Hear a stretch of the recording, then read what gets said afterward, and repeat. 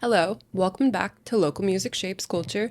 I'm Allison Kristoff. In this podcast, we talk about local music culture, especially surrounding local DIY scenes. I'm primarily involved in my local DIY scene, and I play in bands and I like to go to shows. If you don't know what your local DIY scene is, I'll explain that a bit in the episode. Basically, everyone is getting together and making shows happen because we think our bands are cool and we don't depend on anyone to make that happen for us. The community does it all together. I recorded a different episode this week with my friends Hannah and Daisy, but Anthony from Slur actually offered to edit that episode, which will be a pain because we were very disorganized, but it should be an entertaining episode. We were reading Am I the Asshole Reddit posts related to local music scenes. So we'll see. Hopefully next week. But this week, I am talking about the experience of going to your local DIY shows if you have not done that before. Because I feel like the DIY scene isn't very known about by a lot of people. Sometimes it can be considered maybe kind of gatekeepy. I don't know. It's pretty low key, like all the promotions done by ourselves. We obviously want people to go to our shows, but we don't want like assholes at our shows. We want people that are in tune with the ethos of the DIY community. So I'll explain a bit about what that is. If you're not already familiar, I'll try to go through it a little bit quickly. The DIY scene is kind of surrounded by like this 80s, 90s punk ethos from when punk started to become popular around that time. It doesn't necessarily have to be punk bands. But, there are lots of different types of genres within the DIY scene. But it's kind of surrounding that ethos that stems from that 80s, 90s, like punk culture, where everyone is getting together and like making these shows happen themselves. Like people are in bands and they want to perform in their bands, and other people that support the scene want to see them. And so they get together and find somewhere to throw a show, and they make all of the logistics happen. And it's like kind of like raw in that way, but it also just gives a really authentic vibe that everyone there wants to be here and wants to be doing this and wants to hear the voices of their peers. And I think that's really cool.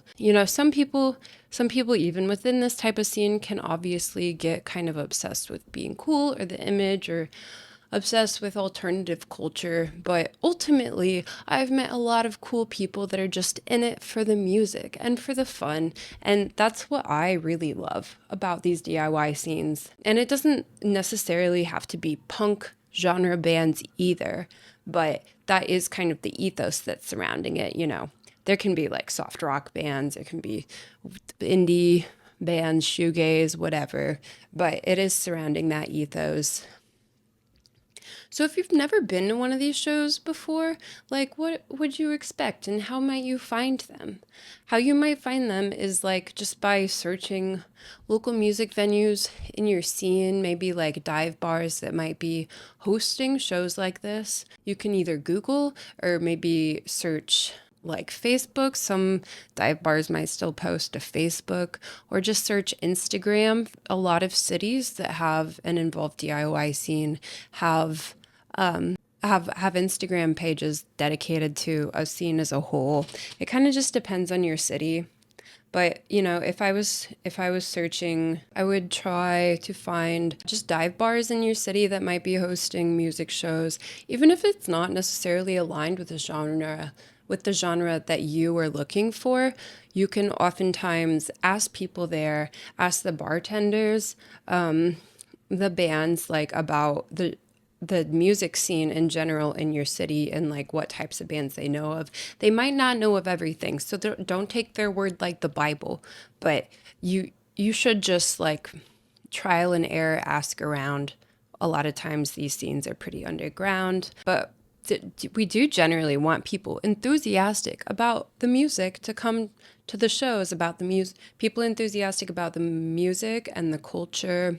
You should definitely check that out, especially if you dig punk music, because that tends to be like the primary genre in these scenes, like punk, hardcore, etc. And when you find out about bands and venues that do host these types of shows or people that play in these bands, you should follow them on Instagram or just follow people that support the DIY scene, because they will probably promote flyers that they either play in or are going to, or they are booking the show or somehow involved, because that is how, at least in my local music scene, that is how people share flyers for these shows. You might be able to find some in your local coffee shops, like bookstores, record stores, art galleries about these shows too. That's another great place to check them out. But yeah, once you find these people on Instagram and you're following them and you see the flyer, you might see a flyer in a coffee shop or local bookstore.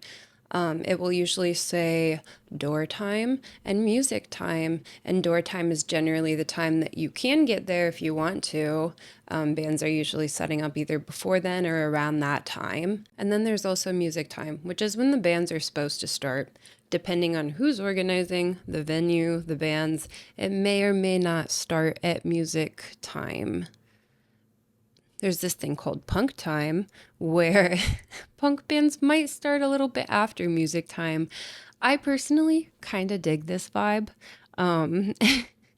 I just like being able to get there and like not feeling like I'm about to miss a band because I'm like 10 minutes late or something.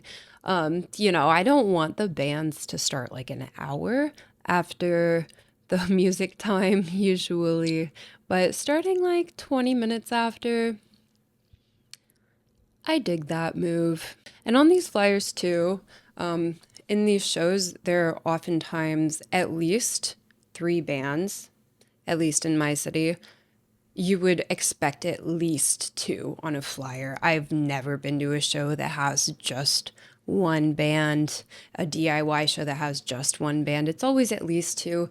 And usually the ones that I've gone to that have been only 2, it's been because someone's had to drop last minute for some reason. But generally you want 3 bands. And there's usually a touring band on these bills, unless there's some other gimmick, like it's some benefit show or something surrounding just like a community event, or it's a festival with some gimmick. But generally, there is a touring band.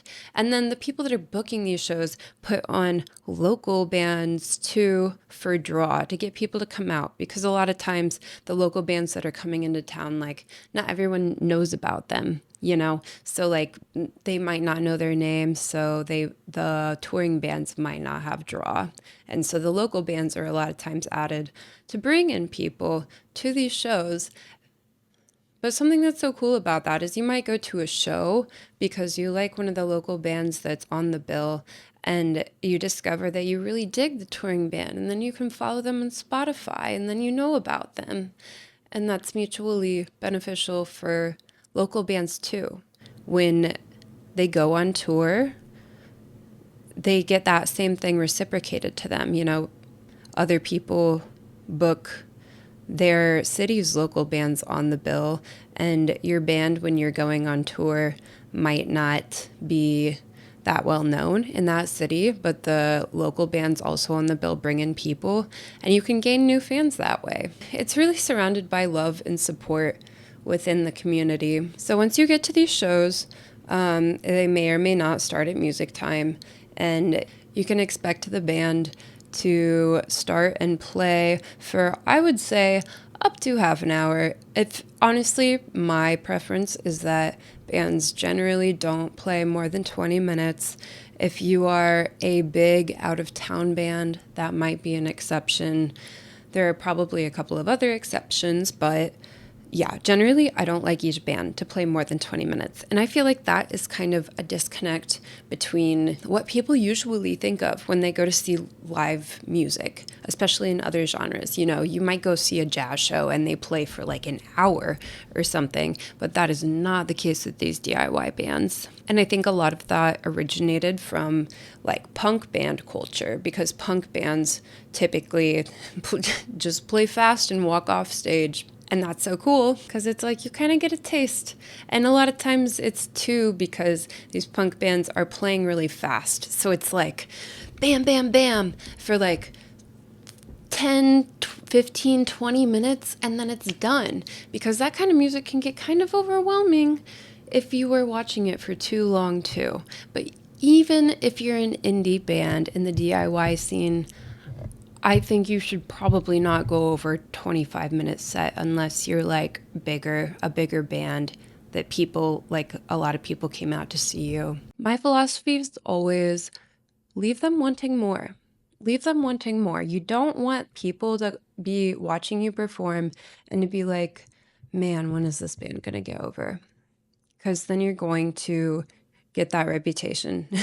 And you don't want that reputation.